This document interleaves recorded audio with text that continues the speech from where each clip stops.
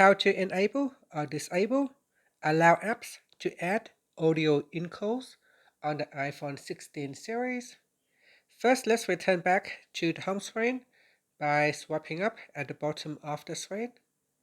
And from the home screen, tap on Settings. Now in the Settings page, we scroll down, then tap on Accessibility.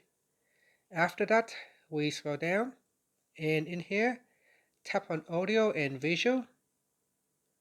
Now in here, you want to scroll down, and then tap on Add Audio Encores.